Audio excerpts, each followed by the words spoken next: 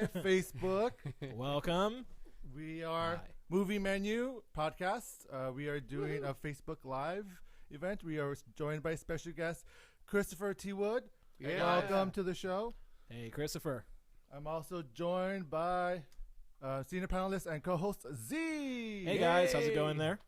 And also here is my co-host and sound guy, Mike Stan. So if we have audio problems, Yeah, blame him. That's where it That's goes. his fault. It's definitely not mine. Yeah, last week's issue, totally Mike's fault. yeah, it was not my fault at all. I promise. I can hear us on Okay, your computer. we are up and running live, and the audio sounds really good. So I'm going to plug back into. There we go. All right. Perfect. All right, so I'm going to toss the hosting duties over to Z as we are going to review The Mummy. Don't worry, if you're watching us live, it will be spoiler free for the Yes. most part. We hope. If we give some away, sorry, we apologize. As best we can. I mean, you know, As best as possible for The Mummy. So that's the movie we're reviewing. You guys ready? Yes. Excellent. take it away. All right, so the movie we're reviewing is The Mummy, directed by Alex Kurtzman, written by David Cope, starring Tom Cruise, Sophia Boutella, Annabelle Wallis, Russell Crowe, and Jake Johnson. Here's the plot. An ancient princess is awakened from her crypt beneath the desert, bringing with her malevolence grown over a millennia and terrors that defy human comprehension. All right, guys. So depending on your spoiler-free review, I will decide this movie is worth a dine-in, watch it in theaters, a takeout, watch it at home, or leftovers. Put yourself into a grave and avoid watching this film. That's good enough. Yeah. Sure. Okay. All right. Get the life sucked out of you. Get the life sucked out of you instead of watching this one. Just Yes. make out with the mummy. Yeah, that's. Are you accurate. promoting people to Yeah. break Necro- into graves necrophilia? and necrophilia? Yeah, why not? Okay, all right. Now, wow, I'm waiting for your rating on this then.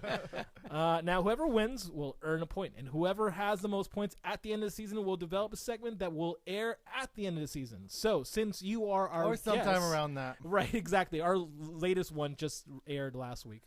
Since you are our guest, you get to decide whether you want to keep the point or give it away to one of us. We do have to say though, the points are going to start tallying up. So if you want to keep it, you can use it for future shows.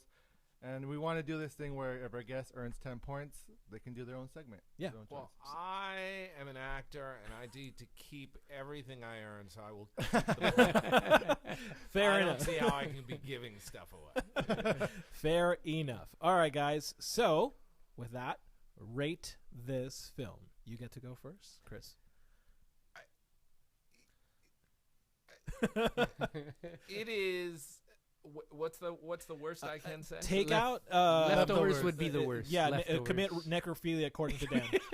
I don't know if you want to sign yourself up for that one. I want to go strong to the necrophilia. I really.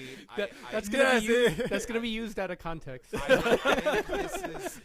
that should be on the poster for this movie. Go yeah. for the necrophilia. Go for the necrophilia. Wow. Okay. For those of you who are up for that sort of thing, that maybe you may find some happiness in the league. All right, Dan. I'm gonna go with Takeout. I thought okay. it was pretty So- bad, but there was some enjoyment in there. There was I some think somewhere fun. in There was some fun in there for you. some. Okay. So okay. It was fun to. I mean, it's not a spoiler because it's in the trailer, but it was funny to hear Tom Cruise screaming. Yeah. Well, to be fair, though, and this is a huge caveat, Dan is a huge Mission Impossible fan. So if that adds, maybe we'll talk about it, I guess. I don't love every Tom Cruise movie. I love spy movies. Spy movies are Okay. my all jam. right, fair enough. So. And Mike, what's your rating? I'm gonna go with a very, very almost necrophilia. Alm- We'll go with takeout. You're Very, gonna- very soft takeout. Whoa, Yeah. Chris, you're on the. I'm willing to defend the grave on this one. I don't think you have to defend much. You don't have to defend much. Okay, so this film, it stars Tom Cruise, and I think my favorite review was that I heard from this film was, it is such a go to generic. necrophilia? No, the quote was, "It is such a generic film, a generic Tom Cruise film. It should have just been called Tom Cruise." Yeah. Well, here's the problem with this movie. My biggest problem with it is the fact that Universal didn't do what they should have done with this MonsterVerse or universe or the Dark. Well, they universe call it Dark Universe, I the believe. Dark Universe. Yes. Whereas opposed to it being, the way that they were, the original MonsterVerse that was done. The Monster Mash. That's not what it's called. That is where not they what it's called. where they really played up Should the be. horror. They did more of an action based type thing, which I feel like if they would have tried to do more of a horror type of genre, I think that would have worked better because it would have been less expectations, I guess. I just couldn't help but feel like it was clearly marketed towards like middle schoolers. Like that was just the constant vibe I had. Like if When you like if say I was, that, like do if you- yeah, go ahead. like no. if I was like 11 or 12, I think this would probably be my favorite movie. Watching it now, I'm like, it's clear to me that it's not for me. Like Okay. it's not made for. So you're saying it's like a Transformers film, because that's usually on the marketed towards. sort of. I mean, that's what I took. That's from really it. bad. Well- Actually, I don't think you're gonna get to that young age because the part of the charm of the film, to the extent that it's there, is the dynamic between Tom Cruise and his leading lady, and so Annabelle that's Wallace. a whole nother. It was all designed for super quick, super humorous interactions between the two of them. You had to you had to get on their side, and that's not 11-year-olds. Okay, know? yeah, fair, That's just not 11-year-olds. fair enough. That's Okay. Well, speaking of which, though, that is the problem. One of the problems with the movie is There's no chemistry. There's no chemistry with the leading lady, and I wish they would have made her more of a badass. Yeah, it Like was. she was really the damsel in distress. If she's like a part of this team that is hunting creatures, like how Which could, is the it's like, prodigium? it's like if you're a police officer, you're trained to fight. and you're saying she wasn't trained to fight. she's Can she's trained to get captured and be saved. Okay, can I which ask? is in the Yeah. trailer because you see her get pulled by stuff in the you water. do, and yeah. and there are several clips out there that I've seen, which, we'll talk about it. But okay, in context of Wonder Woman, because we're now post Wonder Woman, and I feel like the damsel in distress trope has been pounced on. Does she feel like she is more of a callback to the original 1930s films?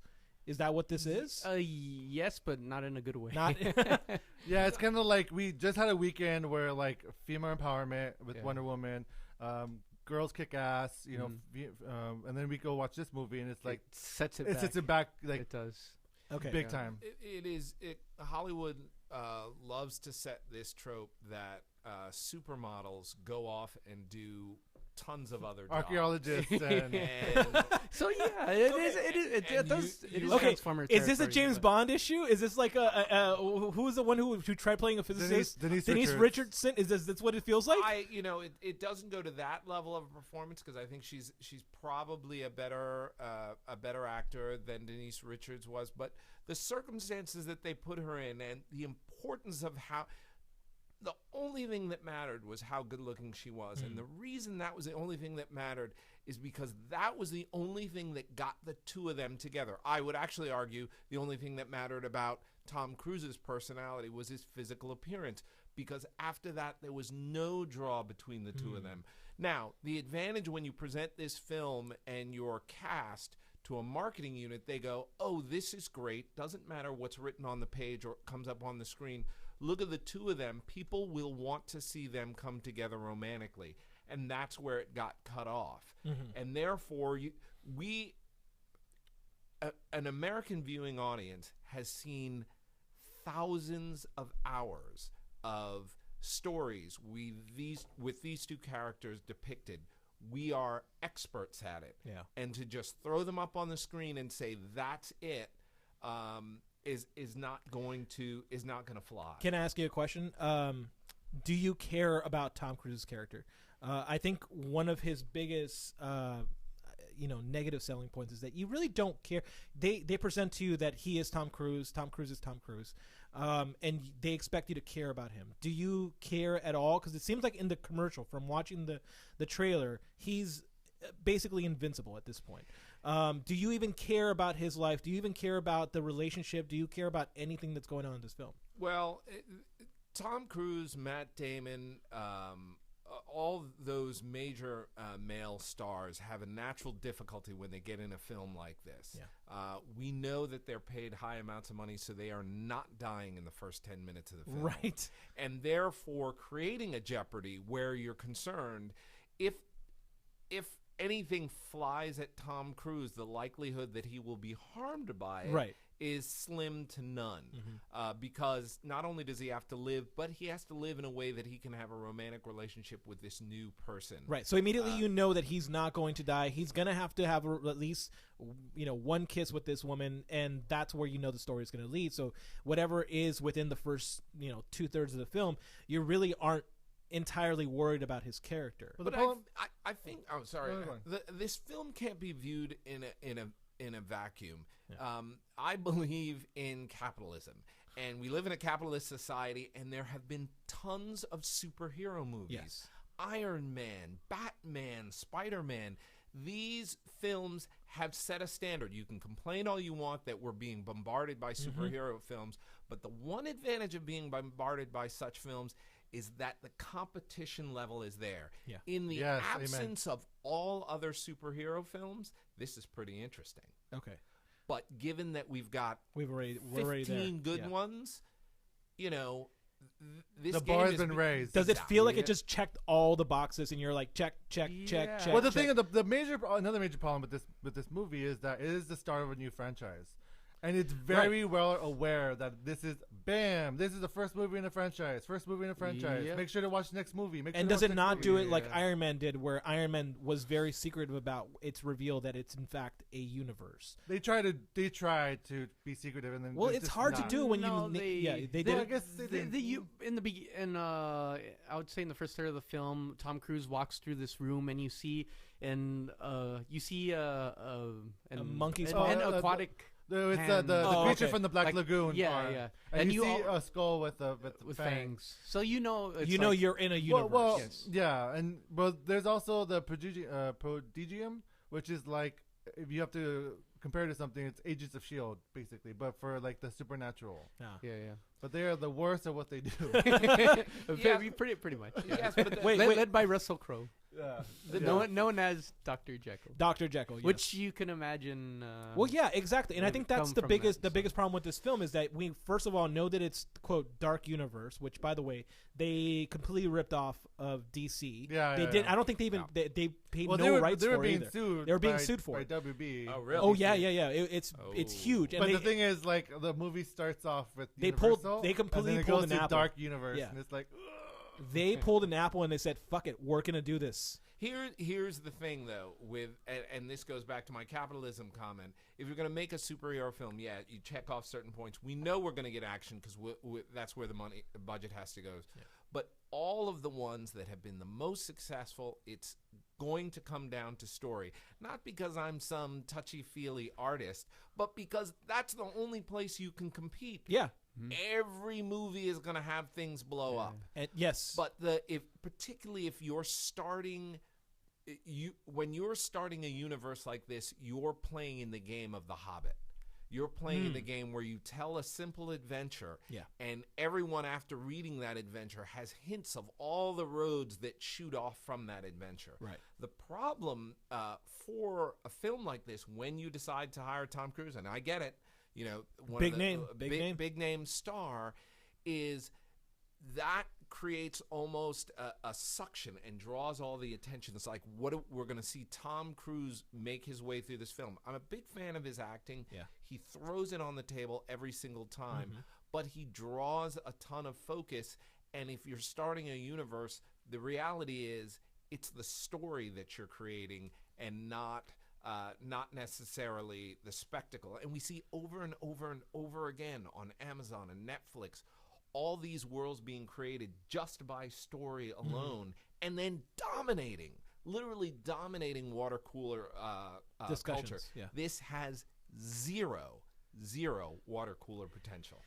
From what you're describing, it reminds me a lot of Fantastic Beasts and Where to Find Them, in which, well, first of all, my follow-up question to this is going to be, do you see Tom Cruise staying on? But from my perspective, Fantastic Beasts and Where to Find Them, you've got the lead, I forgot the guy's name, but he's a big... Eddie Redmayne. Eddie Redmayne, and from what we hear about the next film they're going to make in the series, he's not going to be in it. Do you think that Tom Cruise is going to remain on this, or is this going to be like his one shot? I'm out.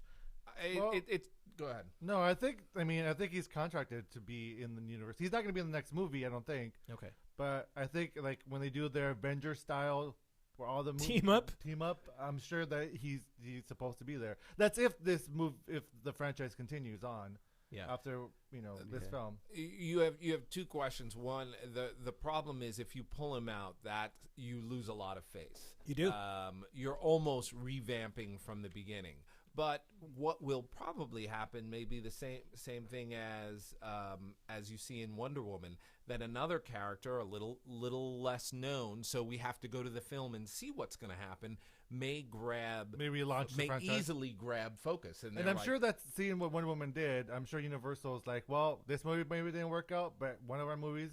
We have what do you guys see in this film that may what is there anything good in this film that you were just kind of like, okay, maybe that's where they can shoot off from? I really like the lore, and I really like. I mean, I love monster movies. I grew up with them, and I love the lore of the Prodigium. I don't know if I'm pronouncing that right. You could just change it each time. Yeah, doesn't matter. but I like that, and like growing up, one of my favorite movies growing up, even though now it's cheesy as hell, is the Monster Squad. Sure. Yeah. So I want to see something like that. That I'm looking forward to. So I want to give it hope because I want this. I mean, The Mummy looked horrible from the beginning. I did like some of the lore, especially regarding the Mummy, and I just wanted to succeed because I want to see more from it. Okay. Even though it's not that great, but I know there's potential there. All right. Yeah, I Since agree with that. Since the two of you guys decided to give it a takeout, what's good about it? Because I'm leaning more towards leftovers here. What's good? Well, I mean, I like the lore behind the Mummy. Yeah. I liked. Okay. That sounds about right. Okay. What sold it to me, and maybe I'm alone in this, is Sofia Boutella. No, she was great. I thought she was a great villain. That is a very hard.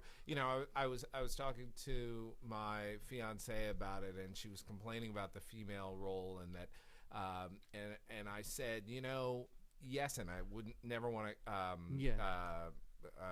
chastise another actor, but if you look at the Mummy role, that's hard to do. Mm-hmm. Yeah, and there's no, I even said it. It's not. I'm not using her name. It's the Mummy role. She does personify that. Mm-hmm. But in my opinion, with what needs to happen with this film, for Hollywood, unless it just wants to keep building this bigger boat, this thing needs to tank hard. This needs to be a lesson. And there's room for arguing that they very well may just go, okay, start again. Let's start again. Well, Because they they did certainly because have done that with a couple of other programs. Dracula Untold, that was supposed to be the launching That's right. point That's right. for the Dracula new- Untold was the and first then- one. And Yeah. then after it got mixed, and they're like, no, it's not. And Well, it then- didn't get mixed reviews. It got it got completely destroyed. Yeah. So this might be. I don't know. What do you guys think? That was supposed to be the launch? That Yeah. was supposed to be the launch.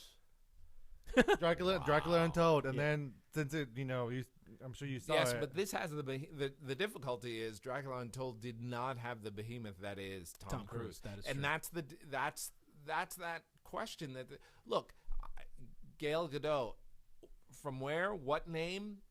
Right. She didn't really have Out a of- giant name. Yeah. Essentially out of nowhere.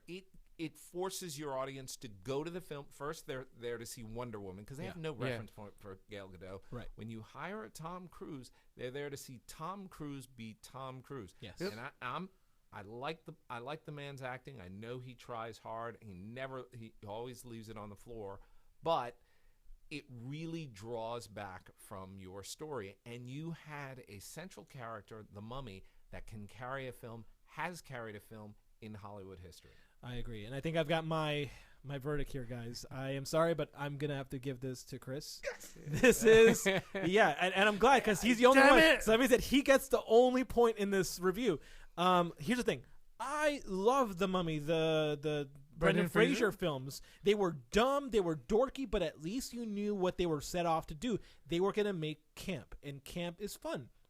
And so I feel like this movie tries to take a little bit too much from the DC universe, the other DC universe, the one that was failing and the one that is in Wonder Woman, because it just feels like it's going in the wrong direction. And I think you're right, Dan. I think that this should have been focus on the horror more so than anything. When I saw the trailer, I was like, great, we see Tom Cruise getting blown up. Well, we see like the similar from the Brendan Fraser version, where it's a sandstorm face, Yes. and then the same thing in this one. You see a sandstorm face. Yeah, and here's the thing. I like Tom Cruise. I really enjoy. I mean, Edge of Tomorrow. Anybody who tells me, "Oh, I hate Tom Cruise," watch Edge of Tomorrow. He knows what he's doing, and he's very good at it.